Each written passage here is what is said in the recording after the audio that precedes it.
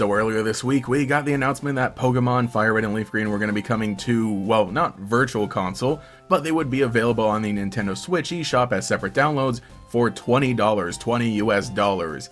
And that's the discussion we've been having. Is that price worth it? Is that price fair? Will people pay it? Or, should people pay it?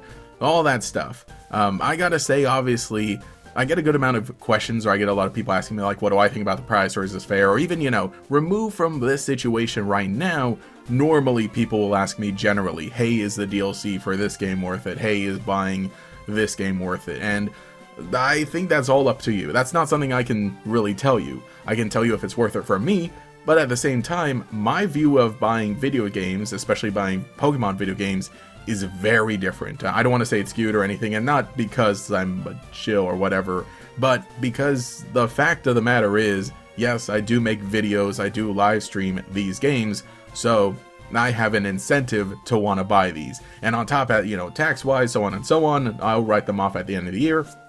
But for the most part also, let me at least share you my general thoughts when it comes to entertainment. So I come up with a metric.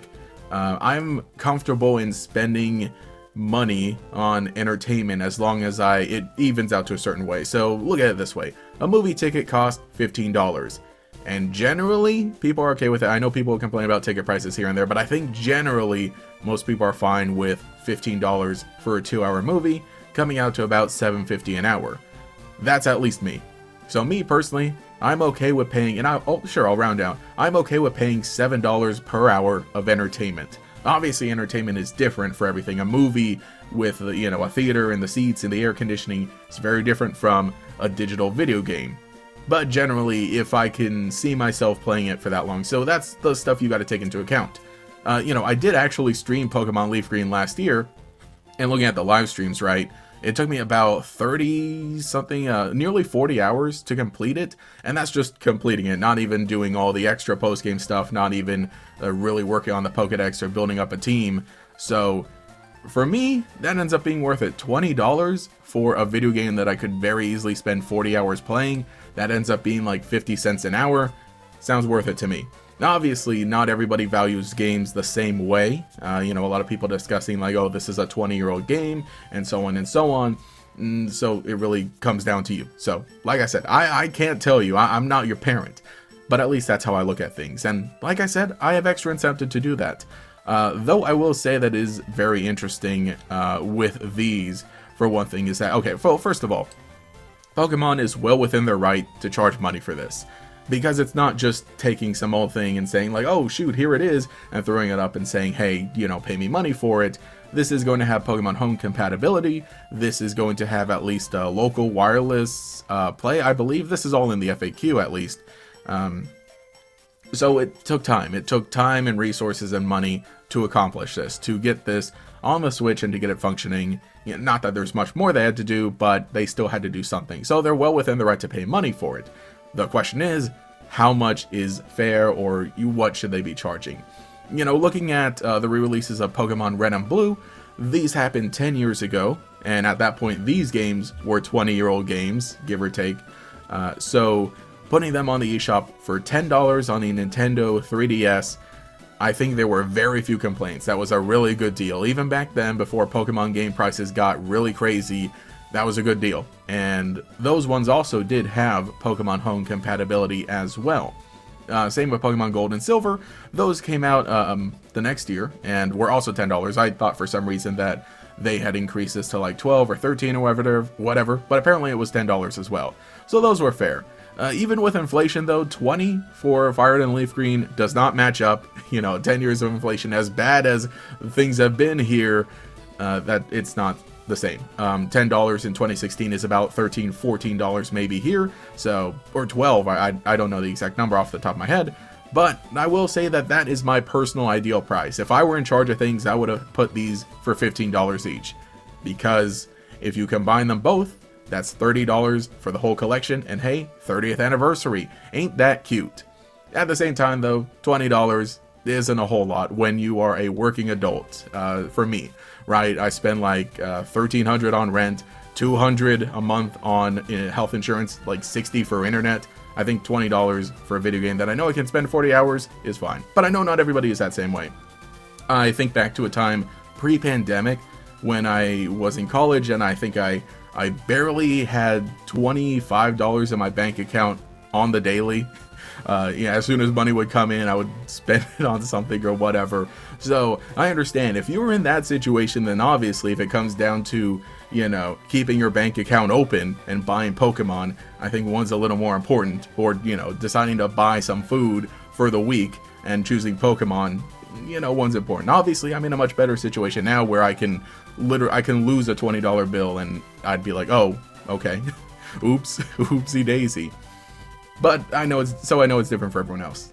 Another popular question is, why isn't this included on the Nintendo Switch Online? And, you know, I know there's a reason for it. I've said it before that if they were going to be adding this, or, you know, when people ask me, I was like, I don't think they're going to ever add it to Switch Online. I don't think they're ever going to add main series Pokemon games to Switch Online, for the fact that you can rewind and create save states and so on and so on. Yes, you can disable that for individual games, seemingly, but I knew they weren't going to do that. So I was prepared. I was mentally prepared for it, if at all it happens. And I would much rather do that, because as much as like Switch Online is interesting and useful, eventually they're going to close these servers. So I don't know, let's say 15 years from now, right? If a server's for this close, you know, you probably won't be able to play the Switch Online games, but the version of Fire Red and Leaf Green that you downloaded onto your Switch, as long as your Switch still turns on, hypothetically, you should still be able to play it. Pokemon Home might be gone by then too, so who knows. But as much as Switch Online is neat and like the whole catalog of games, I see it as like basically Netflix of all this stuff here, and maybe there's some stuff you do like, stuff you will play, but there's a bunch of other stuff you wouldn't like and wouldn't play. I would much rather we maintain Virtual Console rather than Switch Online. That's my personal opinion. I think a lot of people kind of agree with that.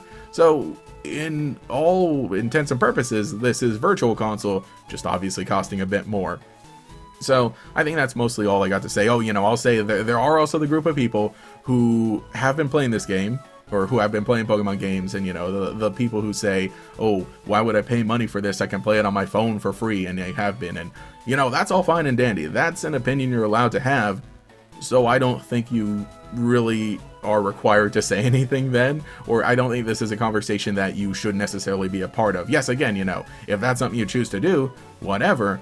But when we're talking about the price of something, I think most of the people who should be having the discussion are the people who are going to spend the money and are fine with the price, people who are going to spend the money and are not fine with the price, people who will not spend the money because they're not fine with the price, and so on and so on. The people who would hypothetically buy this, because, you know, even if these games were $5, there would still be people who say, why would you pay money for this? These are 20-year-old games, so on and so on and so on. But you know, interesting discussion to be had, and I've seen some interesting opinions here and there, so overall, let me know what you think. Like I said, my opinion is that I will probably buy these, and in fact, you know, I'm not even in really a rush to buy these, because I'm not in a very Kanto mood at the moment. Well, I mean, I am, but it was only last year that I played Pokemon Leaf Green, right? And this year, I'm actually playing Pokemon Blue. I'm in the middle of playing Pokemon Blue on live stream. So, next week with Fire Red and Leaf Green, I'd just be like Kanto overload. So I might buy them eventually. I don't know how soon I would play them, but I think just for the sake of collection. And, you know, like, realize that physical game collecting is not amazing, and people have literally been asking for digital versions of these games just to be available in some way. You know, maybe not digital versions, maybe like a physical release on a physical cartridge in a collection would be pretty cool. But of course, you know, they'd have to bundle it more and so on and so on. So who knows? I think that this digital thing is fine. But, you know, maybe it would bring down the price of the physical cartridges as well. That I can only hope for. And then I would just recommend, you know, if you got the extra money, if you really are somebody who does have money to spend on luxury stuff like this, it's probably best to go physical. But having a digital is nice to back up. I'm showing this. This is my cartridge of Pokemon Leaf Green that I purchased for last year, and this is the cartridge that I did stream off of. As you can tell, it's very messed up, and I got it for a steal. This was only $60 because it was missing the original back plate. The front plate is cracked, and there's no sticker. And, you know, I think the general price for Fire Red and Leaf Green is much higher. Obviously, I'm, you know, well into the hundreds for a cartridge. And again, you know, you're paying the Charizard tax of a few more for Fire Red rather than Leaf Green. So I was perfectly fine playing with this, right, for this, because I did stream this, I did play it for about 40 hours so far, and it's a cartridge that I do own, and I can continue playing, and so on and so on, all that stuff, like we said. So overall, let me know what you think in the comments below about Fire Red and Leaf Green, the price of it. Like I said, I'm fine with this, but personally, I would have said 15 bucks each, because you could have done that. You could have done that. You had it. Pokemon 30th anniversary games for $30. Woohoo, Pokemon 30, you know, throw that around. There was a rumor actually that these would be happening and they would be $30 each, and even then, a select amount of people were fine with that. I might have been fine. I mean, I would have complained a lot more, and I actually would have waited even longer, but 20, that more. It just need to be a little closer. I think, if anything, 15 was a nice step up from the $10 virtual console that we had, and hopefully would have set a precedent for bringing in more virtual console style games on the Switch for 15, and I think that flat rate would have been perfectly fine for stuff, especially if we did end up getting, say, other Pokemon games. Switch Online, I know people are a fan of it. I think it's okay, and it's nice because, in that sense of being able to check out a game, try out a game, or being like, hey, you know, oh, I remember this one, I want to replay this. Hey, thankfully it's on Switch Online. Me personally, I'm just not a fan. I'm not a fan of the game catalog, the Netflix style system. I would much rather just buy individual games that I want to play at a decent price, let's say 10 or 15. So yeah, let me know what you think in the comments below. Let me know what your price suggestions are. Will you be buying these? Will you be buying them soon?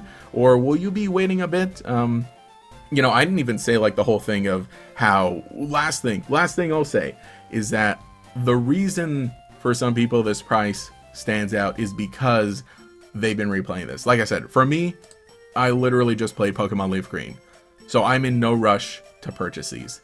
Had we been in a universe where I did not stream Pokemon Leaf Green last year, where I didn't buy my cartridge, and where I'm not currently streaming Pokemon Blue, I'd be a lot hungrier for the Kanto games, especially the great versions of them, Fire Red and Leaf Green, and I would have like dropped that 20 in a heartbeat. Now my heart's beating a little longer and waiting a bit longer. Maybe I'll buy like one for Friday, and then I'll buy the other when I'm like, I don't know, I got 20 bucks to burn, which we'll see. So yeah, let me know what you think in the comments below. What do you suggest would be a better price, or are you fine with the 20? Like I said, when you're an adult with a job, 20 is nothing, but it still makes you realize, like, makes you a little smart about what you want to spend money on. So leave a comment below. Hey, this is a second channel. I'm trying to upload just some more word vomit stuff like this. This obviously, I think, would not make a main channel video very well. And I also, you know, don't really want to get asked this question a whole bunch on every single live stream, because I know I will. So if you came here from a live stream from me redirecting you here, hey, subscribe. We got more stuff over here. Anyway, this is GatorX. I'll catch you all later.